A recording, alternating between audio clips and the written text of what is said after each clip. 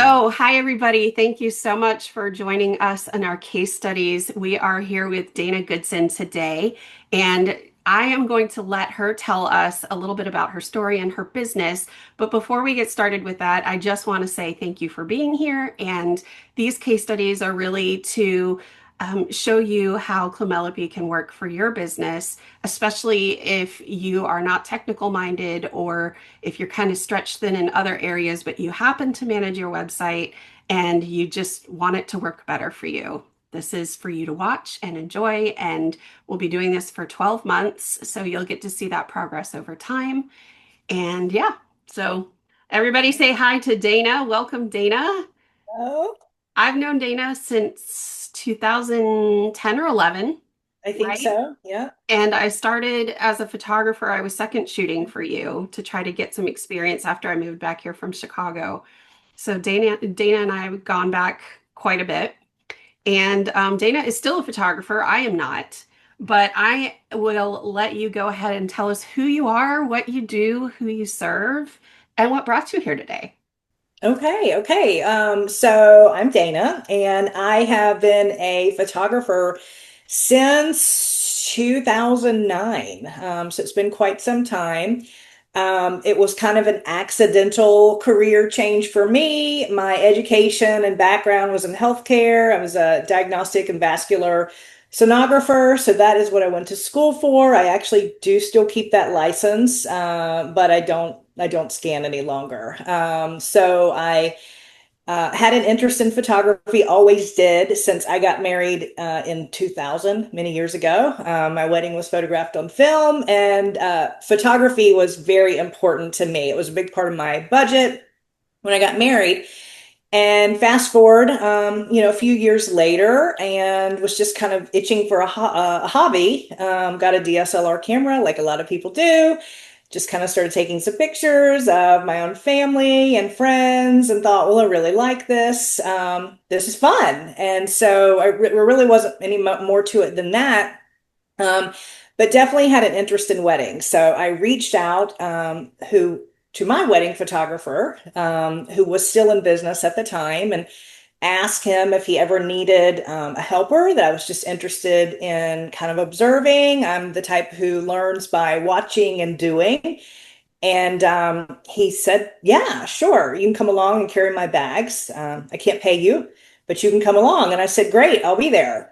So I did that for a little while I was still working in healthcare.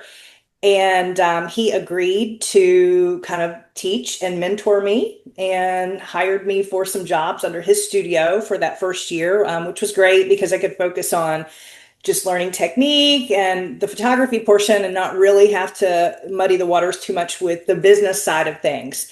And so that was a really, really great experience. I was able to make some contacts with people that I probably wouldn't have been able to make just on my own. So I phased out of that, went out on my own, and just networked, met a lot of great vendors, a lot of other great photographers, and really just kind of self-taught, from just learning, doing, reading, YouTube, you name it, books. And so that's really what brought me to where I am now. I mostly photograph weddings, but in the last number of years, I've taken an interest in corporate events, so I do those. I've done a few bar and bat mitzvahs. I like those too. So kind of a little bit of everything. I like the variety to mix it up, and fortunately, I've been able to continue this as a full-time job for a number of years now. So I still enjoy it. It's a lot of fun. Good. Well, I, of course, enjoy hearing your story because there are little aspects of that that actually I had forgotten or didn't know altogether. Like I had forgotten that you were a sonographer before this and didn't know that you were trained by your own wedding photographer. Who was your wedding photographer? Naturally photography. They're no longer in business, but used to be in Okay, Jack's Beach. gotcha. But good team. And I'll back up. I never planned to do photography full time, but I actually ended up losing my job. The imaging center that I worked for over 10 years. I mean, they were like a family to me. They had seen me have two of my kids, and they ended up going out of business. And Wow. I was pretty devastated because I still liked what I did, and it was fun to do photography also. But with the cost of daycare, I was working a lot to pay for that. And so I thought, I've got a good amount of weddings on for the year. This was like in a February when I lost my job.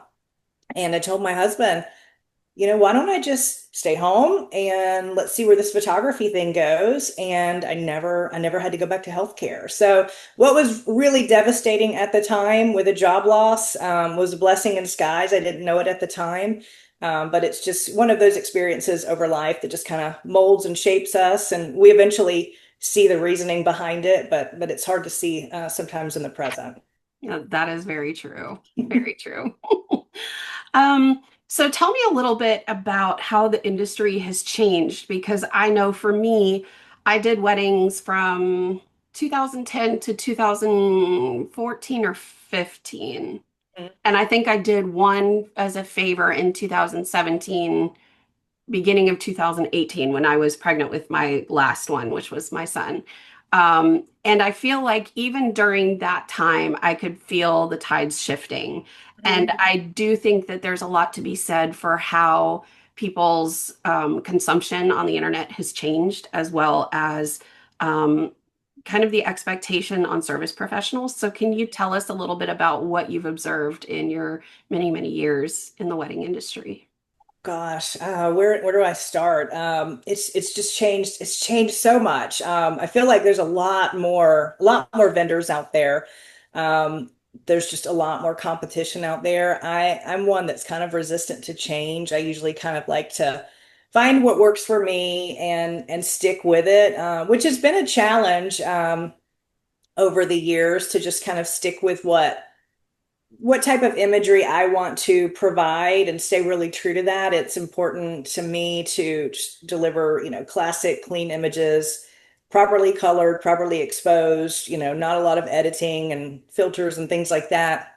Um, and I think that's been probably a big change. I think back since 2009, as you know, lots of trends with editing, and that's probably been one of the biggest challenges because not not all clients look at things with what's going to be like long lasting and timeless. Like they may see something that they like this particular style of editing, like that's great, but at the time, but then 5 or 10 years from now, they may not like it so much. So I've just kind of tried to stick with that, and I feel like it's served me pretty well. And I think that those clients who are looking for that find me.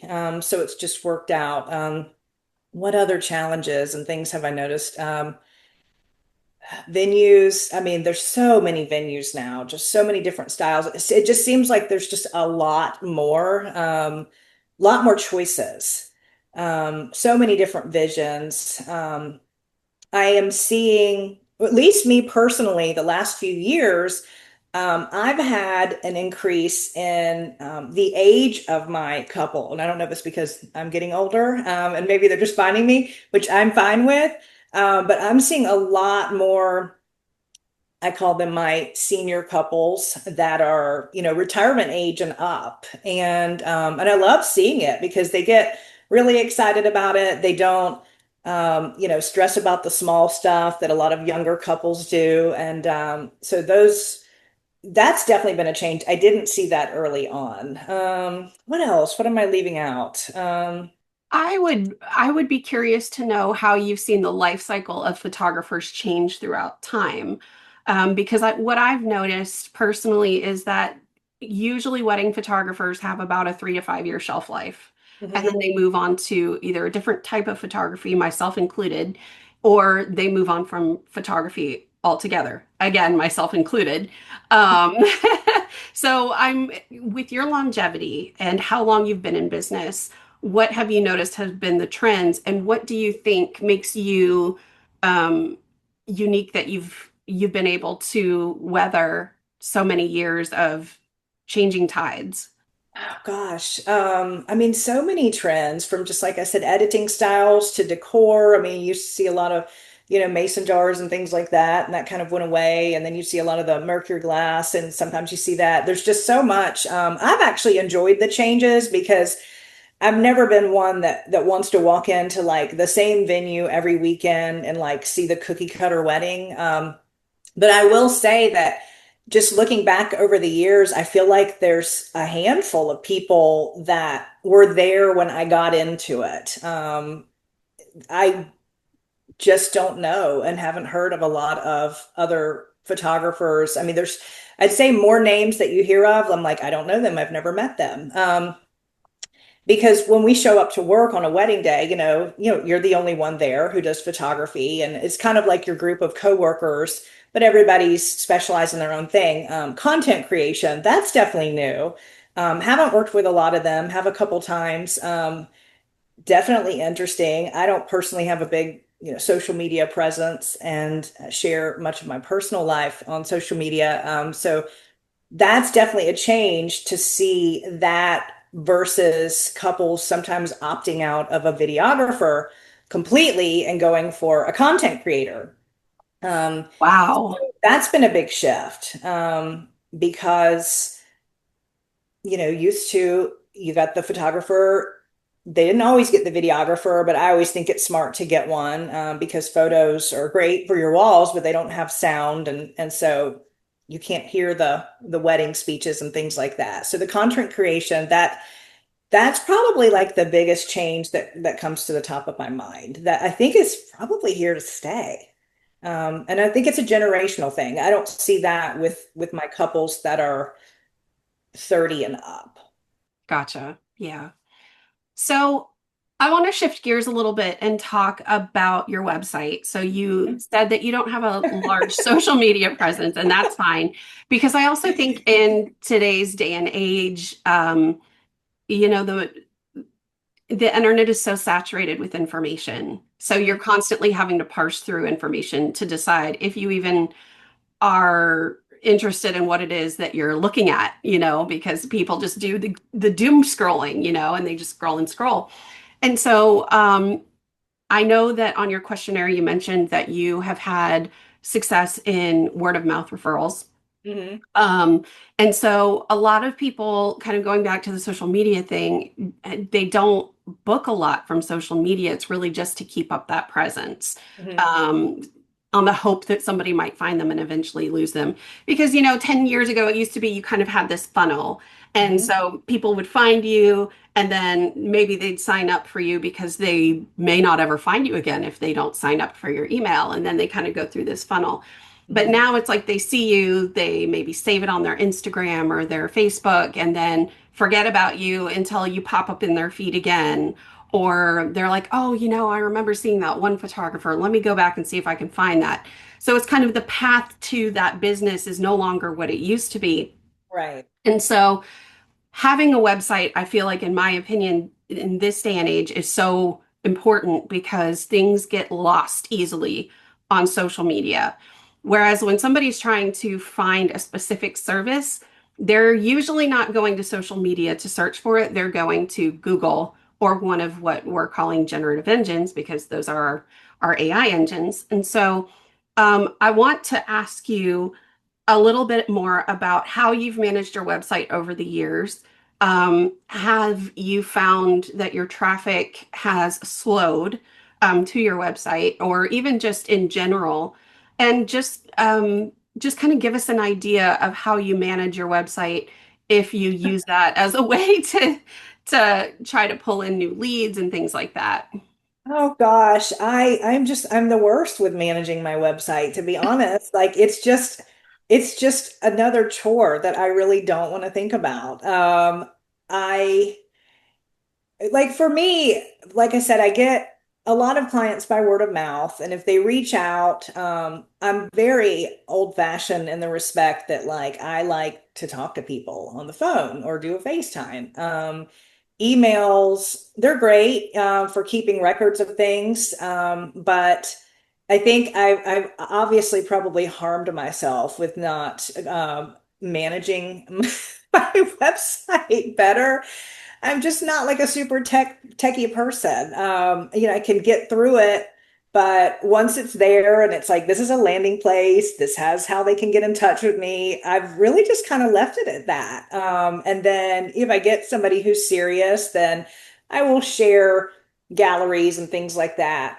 But I guess I just very much prefer it to be more relational in that respect. I do have people sometimes that will go to my website and they don't need any of that. And they'll look around and see it and like, great, I want to book, no more. But most of the time there's just more conversation back and forth. So I'm not a good person with managing the website or keeping up with social media. I just like to go to beautiful events with amazing people and take pictures and edit the photos and deliver them. But I realize there's so much more to the business than that. So hopefully that's where you can help me. Yes, yes, for sure. Um, so I have my little cheat sheet over here of the kind of the flow of our conversation, but I did want to touch base on the reason you decided to say yes when I reached out to you to see if you'd be a case study. Actually, you reached out to me about all of it and said, "Can we have a conversation?" I was like, "Actually, I want you to be a case study." Yeah, So yeah. tell me Great about that. then. I mean, you're incredibly smart, and I just admire all the different things that you know how to do. It's very impressive. And I think for especially like for females, anything like tech related, it's just like, well, that's really cool. And what you were sharing was really beautiful. I just like all of the colors, like it caught my attention. I was like, well, this is just really pretty. And I don't know if it works or not, but it looks nice, and I trust Jen, so it really didn't take any convincing. Well, I do know that something like this does require you to be vulnerable in some aspects. And so, just from personally knowing you, I know that you don't share a lot of personal aspects of your life on the internet. So, I wasn't even sure that you would say yes if I offered it to you. So I'm so glad that you did because I feel like, and I know I've told you this, but for the recording's sake, you are a perfect case study because you have been in business for a long time. You haven't really tracked what happens with the traffic aspect of your website, and you're not technical. And so, my whole goal with Clemelopy, first of all, let me go back to the coloring. I love Taylor Swift. That is a thing, okay? And when she came out with The Life of a Showgirl, I adored the colors on it, the teal and orange. So when the thought came to create Clemelopy, I automatically knew it was going to be teal and orange in some way. I didn't know it was going to turn into what it is, but the teal and orange was definitely the thing. And I'm not even an orange person, but I wanted it to feel inviting and exciting and not intimidating because I feel like a lot of these UXs, for lack of a better term, they're designed to look really techy. And Right. that can be really intimidating to people, Yes. especially Yeah, this service. looked very friendly. And that was the hope. So I'm glad that you found it that way. And you know what? I'm sure there are people that absolutely hate it and think it's hideous, and that's totally fine.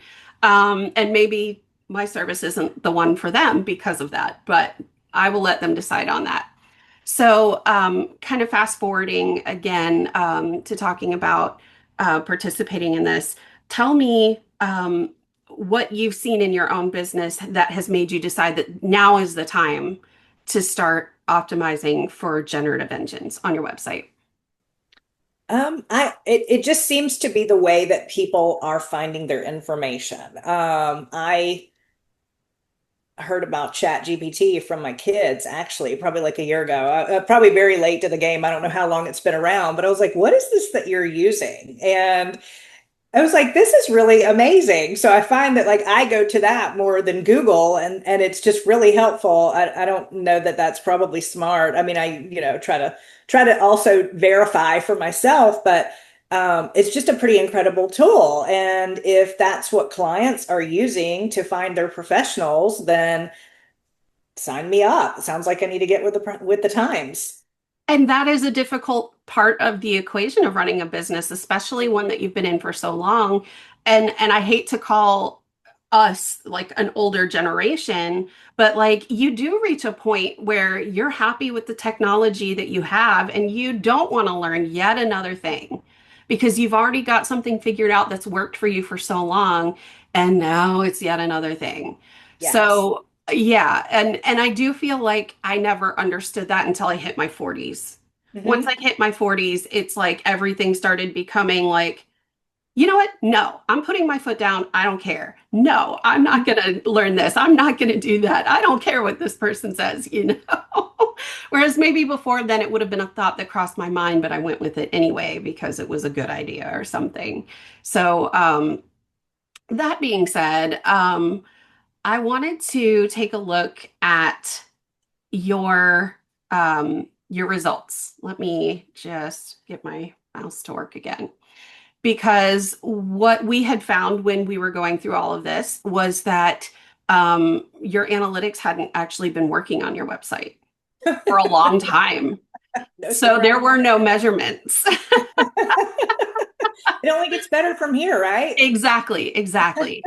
And so we don't have a lot of data from Google Analytics to be able to look at. And actually, my other case studies are very similar. They had Google Analytics at one point, and then Google Analytics, it used to be called Universal Analytics, changed over to Google Analytics 4.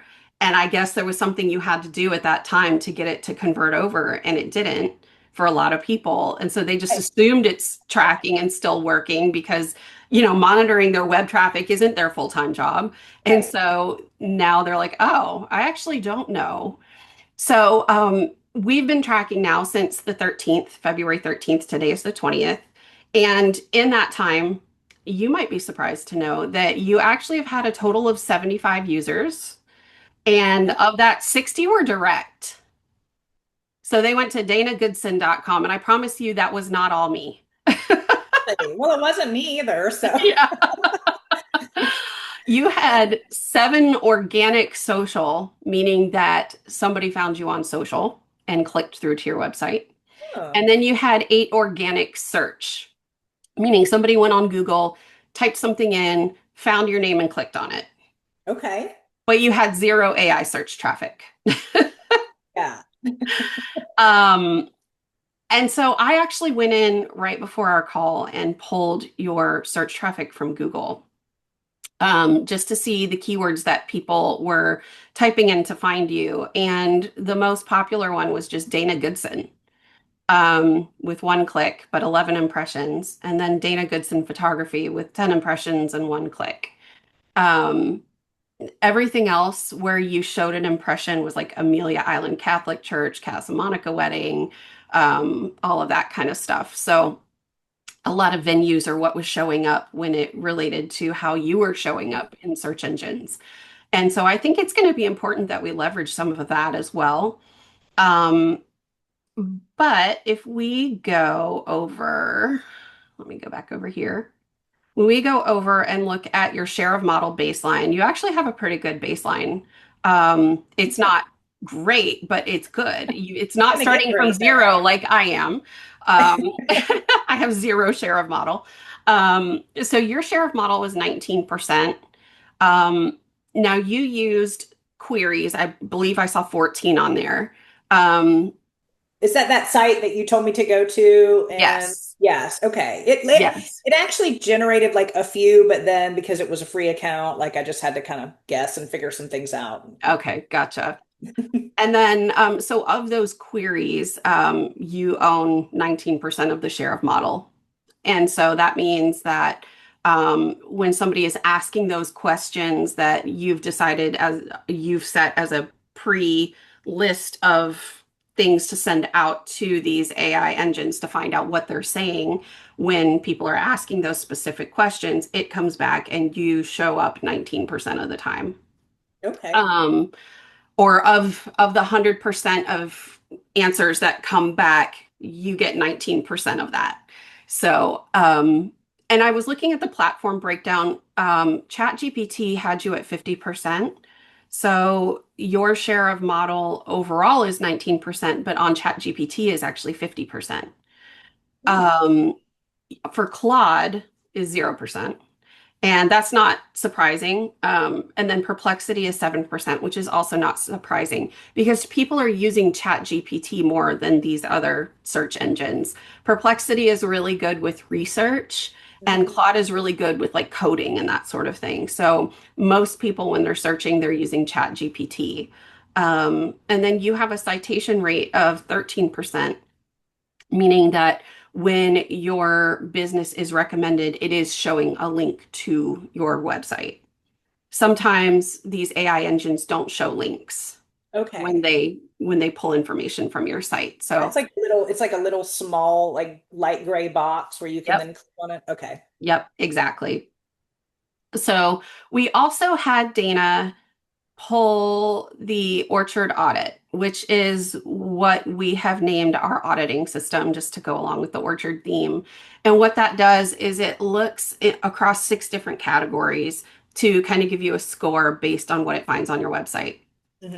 And so it gave you a B, which was actually surprising to me because a 69 out of 100 doesn't sound like a B.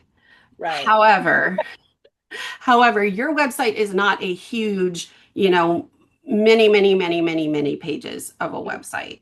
So when it's analyzing the information that you do have, there's not as much to analyze. So it does give you a B because it's not terrible across many sites. It's just it's needs work on a few different pages on your site.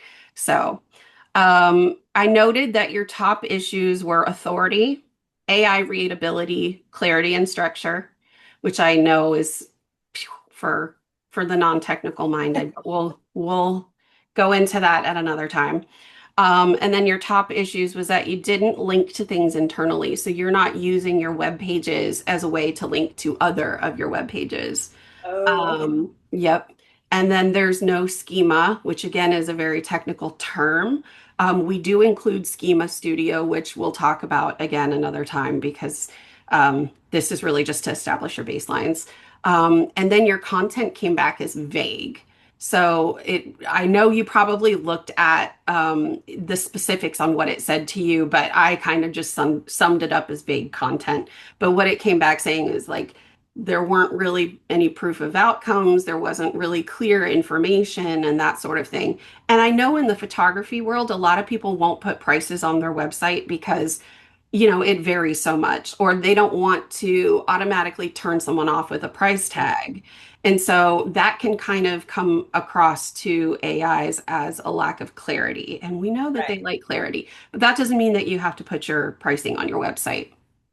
Um, and again, we'll go into all of that at a different time because at some point soon we'll do another call to talk strategy because I know learning this system it can be difficult, even though I've tried to make it easy for non-technical users to be able to understand this stuff.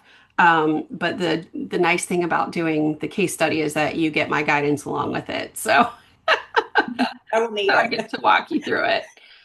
So let me go back here. Do you think that this journey is going to result in positive outcomes for you this time next year? And if so, what do those outcomes look like in your mind? Yes, I do. I do. As I told you before, like I think it only gets better from here. Yeah. And ideally, I would just like to see an increase in qualified leads that are good matches, and maybe those that are not a good match, just not even reaching out. Like, because it takes time, when you get emails and you want to respond to them. And I don't use like auto responders, like it's me, I don't have an assistant. So it takes time to sit down, especially like with pricing. It varies so much from the amount of coverage, what kind of products do you want? Where am I going? All of those things. And it's something that I put a lot of time into. It takes more than a few minutes to do. And I like to be very thorough. And I've always run my business in a way where I like to be very transparent. and manage expectations up front so that potential clients can decide if it's a good fit or not. If it's not, that's fine. If it is, great. But anything that can save me time and they can get a lot of that information and be pretty close to making a decision before even reaching out would be ideal to me. Not sure if that's realistic, but I think that would that's be. very realistic. And I've heard that frustration among a lot of service-based business owners. They will get inquiries, and it's like the people that are sending the inquiries have not done any reading on the website about how much they cost, what the process is, that sort of thing. And so I think that again, clarity is a good thing for AI engines. It's good for humans too. However, we also know that people don't like to read. So if Mhm. we can make it very clear from wherever they find us, especially in AI engines, um, what that expectation is, then it would reduce the people who automatically know that you're not within their budget. So the last thing that I wanted to talk about is how we've gone through and done all your baselines and what that next step is for you. So for the case study, we are going to meet again, which you don't know this yet because we haven't gotten past this for me to talk to you about the next meeting. But our next meeting between you and I is going to be to talk about your individual pages on your website and going through and running the Orchard Builder on each of Okay. those so that we can then formulate a plan to start implementing that optimization.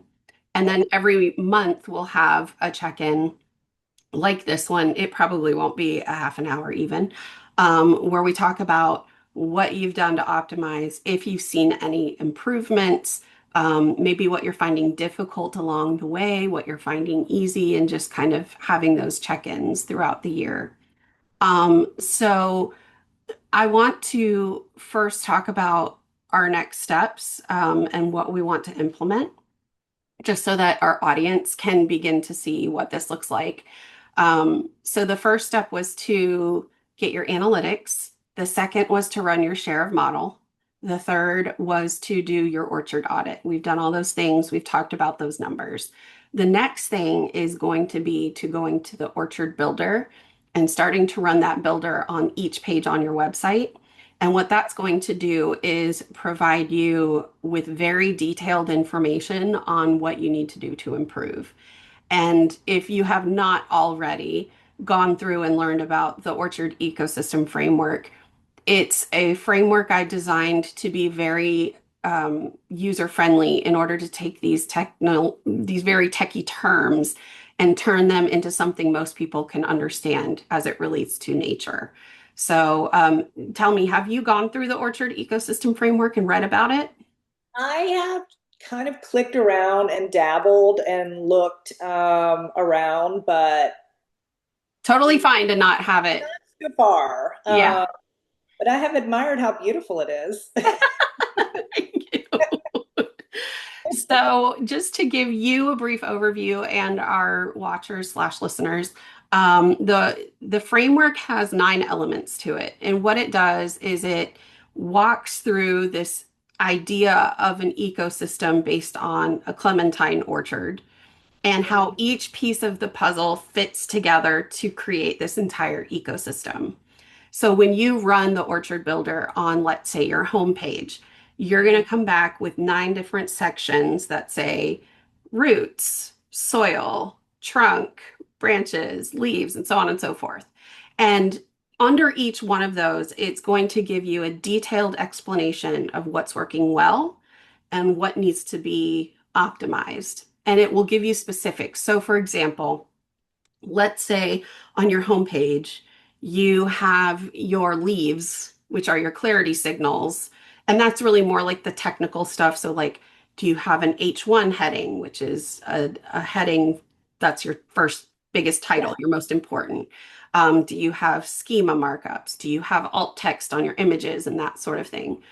So, if it comes back and it says, you don't have schema, you need to add schema. Well, for the lay person, you're not going to go write your own schema. You don't know how to do that. Most people don't. I don't even know how to do that. I just know it exists and you have to. Yeah. Yeah. So, and that's why I've included the schema studio so that all you have to do is paste in your link and it will tell you exactly what to copy and paste and how to implement it into your site. Um, at the bottom, there's like you can copy the raw HTML or JSON files, or if you have Squarespace, it'll tell you where to put it in Squarespace. If you have WordPress, it'll tell you where to put it in WordPress. If you have Wix or any of these other number of website providers, it will tell you where to just copy and paste that code. And so the Orchard Builder really walks you through step by step how to optimize each and every page. And in the framework, we look at these pages like they're a tree. And each tree has its purpose in the ecosystem, which is your website. And so if you have a healthy tree and an unhealthy tree, well, the unhealthy tree is going to bring down the healthy tree. And then my favorite part, and I'm probably not saying this right, I think it's called myconazole or something like that. Wait, is that a yeast infection thing? I have no idea. Myconazole, I think it is a yeast infection thing. Wow. No, it's like my cores. You know what? Let me look it up really quick. But I've never heard someone say it out loud. Mycorrhizal? I've never heard that before. Yes. So basically, what it is an extensive underground network that connects everything in the orchard, and it's specific to citrus, which is really cool. And so what it does is it's actually a type of fungi that is that grows and it creates this network underground and it essentially helps all the root systems to connect and get nutrients and things like that in this orchard as a whole. That being said, what we're going to do next is we are going to get on a separate call. I don't know when you're available, but we'll figure it out. And Okay. we're going to go through the orchard ecosystem framework as it relates to your homepage. And then we're going to talk through each of those things. And then you get to go implement those things with All my right. assistance. Sounds good. And then from there, you'll go through each page on your website. And then each month, you'll run a new share of models so that you can see how things have improved. And you'll run a new Orchard audit to see how things have improved. And so over time, over the 12 months, we'll get to see in a full picture how you've optimized and how your efforts have shaped where your organic traffic is coming from as it relates to AI. So, Very good. are you ready for this overwhelming ride? I am because I trust you completely, and so I know you'll steer me right, and anything's an improvement. Yeah. Yeah. Anything is an Well, improvement. and that's another important part is that like your SEO isn't great, but it's not terrible. And we know that when you optimize for generative engines, there's an automatic benefit because it also optimizes for search engines. Even Oh, though they work on two totally different structures, indexing versus language, um, it's still important because once you optimize for GEO, all of those same things apply to the indexing language. And so it will automatically increase your SEO as well. But it doesn't work the other way around, which is oh, interesting because with indexing, it's looking for those keywords, it's looking for domain authority. But with generative engines, it's looking for clarity in language, in like actual human language versus just an indexing, you know, definition or keyword or whatever. And so it's interesting how it works this way, but it doesn't work this way. But anyways, all of that to say, I'm really looking forward to this journey. I hope that you are too. I am And too, and just congratulations. I thank think you. you should be so proud of yourself, and I'm just really, really excited to see where this goes for you. Me too. Me I can too. have a little benefit along the way, that's fine. But I think you're quite deserving of what you've created and where it and how it grows. Well, thank you. I'm very proud and also still a little skeptical of how this is all going to go in terms of like, am I gonna make um, yeast infection jokes on all this stuff? I mean, But you I know, know technically it will work. It will work. very good, very good. Well, But thank you for having me be a part of it. yeah. And thank you so much for your time and being open and vulnerable to us. And we'll see you next month. Sounds good. All All right. right. Bye. Bye. Thanks.